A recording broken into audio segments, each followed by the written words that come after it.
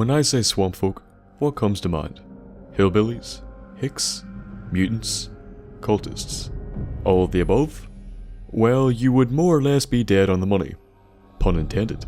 These are the twisted denizens that dwell within the swamps of Point Lookout, wielding weapons that deal way too much damage given the level most people are when they start off here. At first, to many of us, they seem typical to the horror setting that is portrayed in Point Lookout. An isolated people, hostile to others, who worship an ancient being, Ugqualtoth. Well, because it's Halloween, I thought we should take a look at these spooky bastards. So first of all, how did they turn into the creatures that we see today? Well, first off, it was not FEV. No mention of this being the cause is given in-game, and I could find no external source alluding to it being the cause either. This means that the cause had to be other factors besides FEV. Well then, what about radiation? Well, it definitely played a role in their mutation and development, but it was not the only factor. Point Lookout was, for the most part anyway, untouched by the bombs dropping. It was never directly hit by any of the blasts, and the fallout did not affect it too badly either. Now, over time, some did drift down, and quite a large amount would have been mixed in with the water that was running through the swamp, or in the rain that would eventually fall. So, if the radiation only played a part of the mutations, what contributed to the rest? Fucking inbreeding. If you think back to my video on Vault 101, I mentioned that due to the low population of the vault, it would not be able to sustain more than 2 more generations of genetically viable people. What this means is that after 2 generations, the gene pool would mix so much to the point that certain traits would begin to appear. These traits are usually recessive and begin to appear more frequently when closely genetically related individuals reproduce. Now, inbreeding is not always disadvantageous, but in the context we are discussing it, yes, it most certainly is. Now, as we will see later, the Swampfolk were not welcoming of outsiders before the war, let alone after, so we can assume, by the time we encounter them, there is little to no new genetic material being introduced into the gene pool. That means that the current Swampfolk are the result of 200 years of radiation exposure and inbreeding. Jesus! Now, onto appearance. The first one we should look at is the creepiest looking one, aptly named the Creeper, or the Scrabber. To be honest, one is just a slightly stronger version of the other with a bit of reskinning. They are the skinniest of the 3 types of Swampfolk, and have long arms and stubby legs. Their chest is sunken inwards, but their belly is quite bloated, though whether this is because of sickness or not, I do not know. Their face is painful to look at, the kind of face Medusa wouldn't bother turning to stone. They have huge ears and a huge bit of hair missing from the top of their heads. The right side of their mouth is pulled downwards as a result of a deformity, and their big buck teeth stick out all over the show. They wear tattered trousers, but the biggest sign of their stupidity is going about with their laces undone. That's just asking for trouble. The Brawlers are the next size up of the Swampfolk. Their clothing covers all of their lower body, so it's hard to tell if they have any other deformities. However, their arms and legs seem quite proportionate. They wear overalls and a badly coloured shirt, but it is about the most hideous thing about their body. The head is another story altogether. The neck seems to be slightly swollen, with a growth or bulge on the left hand side of it. It seems to extend up the left side of their face, as their left eye is also swollen / useless and droops down. Part of their mouth seems to be closed over as well. Now for the most iconic of the Swampfolk, and physically the most freaked of all, the Bruiser / Tracker. Standing at almost 7 feet tall, they are the tallest of the Swampfolk by far, and also the first one you see as you make your journey to Point Lookout. They are gruesome looking buggers. Their left arm is horribly swollen, covered in growths and what I can only assume are pustules. Its other arm is covered in much the same, although not to the same extent. The fingers of both hands are extremely swollen, which likely explains why they utilize axes in combat. Their fingers are too fat to fit inside the triggers of any gun. They wear loose trousers and once again a pair of boots that are not laced up properly. A tattered vest is draped across their stomachs, with an old shirt covering them. The name bills can be found on their clothes, suggesting they all got them from the same place. Their face, however, is the most gruesome feature. Their neck is covered in many of the same growths that dot their arms, especially around the throat, which begs the question, why do they not have more trouble breathing? Their face is Sloth from the Goonies, and I defy you to look them in the neck and say otherwise. Their mouth is twisted into the creepiest smile I done ever saw, with several of their teeth missing, of course.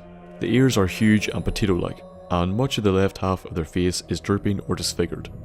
Really, the whole head is just it's just a friggin' mess. So what have they got going on upstairs? Well, they're actually quite intelligent. They do speak, although it's in a hick accent and the phrases are the stereotypical type that people would associate to hillbillies. They also wear clothes, so they're at least conscious enough of themselves to do that. It is noted that they do trade with other people within Point Lookout, so they also possess a sense for bartering and commerce, though it is unlikely to be too advanced.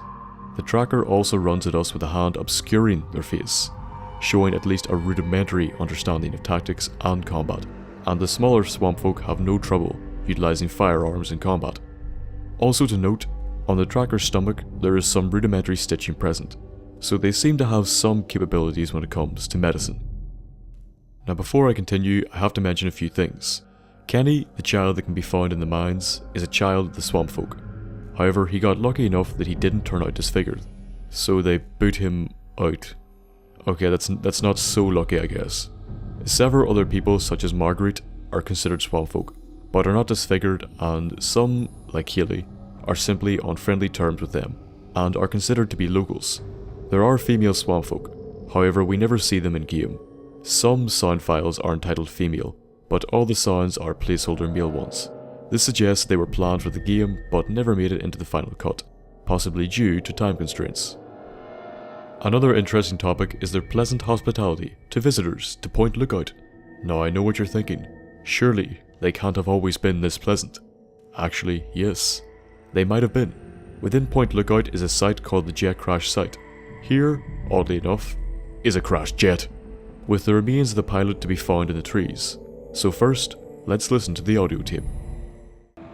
Aircom, we have multiple flashpoints on horizon. Come back. Air Command, USN 350, requesting landing vector. Have zero ceiling visibility and low on state. Somebody get me a landing clearance. State 1+10 to splash. Have zero read on outer marker. This is USN 350. I'm blind out here. Attempting emergency landing over water. INS pinger active on distress band. Flaps up, descent to 8 cherubs. 3 green over. 5 cherubs, tree line up. Throttle easy on 4 lights. Prepping to pull the loud handle. So from the tape, it's clear he was flying when the bombs went off, and he came down here. Now I don't know whether he was dead when he got caught in the tree, or the Swampfolk did it, based on the axe buried near the skeleton. Now you may be asking yourself why I am accusing the Swampfolk. Well, some other soldier, most likely from the Turtle Doe detention camp, showed up to get the black box recording from the jet, and was then set on by 5 or more members of the Swampfolk, based on the weapons lying around and the skeletons surrounding their corpse.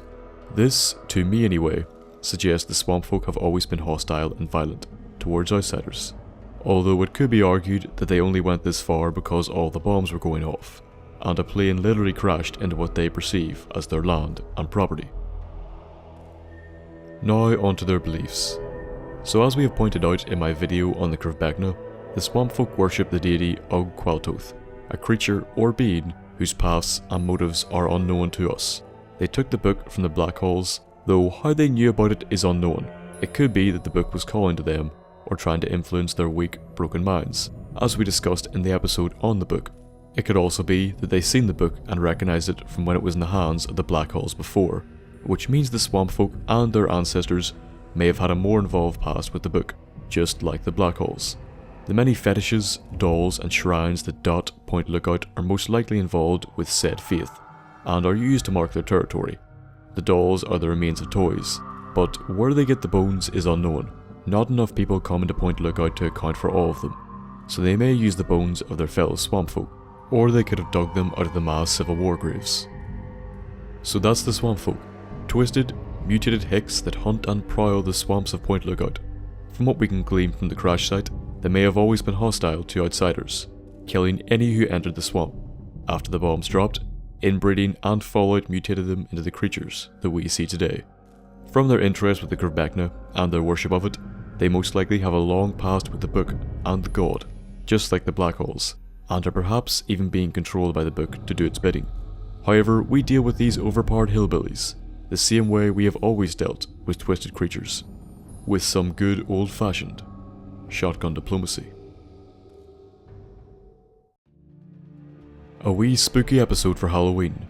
If you enjoyed it and want to see more of my content, check out my playlist to see if there are any more questions on Fallout that you have, and I may have answered. Any support in spreading the word of this channel is greatly appreciated, as Fallout 4 is less than 2 weeks away. If you want to support me, become a patron on my Patreon page, which is linked in the description, and any suggestions to improve it are appreciated. To get regular updates, subscribe. Any suggestions or feedback for the episode should be left either in the comments below or on my subreddit, which is linked in the description as well. Follow me on Twitter or Facebook to get regular channel updates, and talk to me or have a wee chat. If you want to get in contact with me regarding business, send me an email at thenthapple.business@gmail.com, which you can find in the About section of my channel, and I'll get back to you as soon as possible. I hope you did enjoy this episode, and I hope to see you in the next one. Until then, goodbye.